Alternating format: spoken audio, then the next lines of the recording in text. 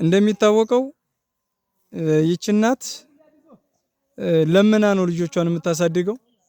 የኦሮሚያ ልዩ ገዳ ኮማንዶ 12 የጀመረ አርብ ዕለት ይችን እናት ሰውቶ ህፃኒቱም ከሬሳ ሳትነጠል እስካሁን ሰዓት ድረስ እኛ ደርሰን እዛ ቦታ እንትን እስከምንል ድረስ ይኸው እያያችሁት ነው። ይሄን አንጥፋ ከእናቷ ጎን ያለችው ምግብ ከበላች 4 ቀን ይኸው በጥይት እንዴት አድርገው እንደመቷት ራሱ ታች በጣም የሚያሳዝን ነው ማለት ነው፣ ህፃኗን ሳይቀር።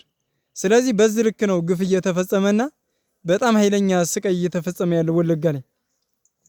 ህፃኒቱ ስንጠይቃት ምን ሆነሽ ነው ስንላት እንጀራ ራበኝ የሚል መልስ ብቻ ነው እየሰጠች ያለችው ማለት ነው። የእውነት እንዳጠቃላይ አማራንም ብለን የምናስብ አካሎች ካለን በደንብ ይሄን ነገር ልንገነዘብና ለወደፊት ምን ያዋጣን የሚለውን ነገር መውሰድ መቻል አለብን። ሚጣ ማነው ስምሽ? ማነው ስምሽ? ምንድነው የምትጠይቂኝ?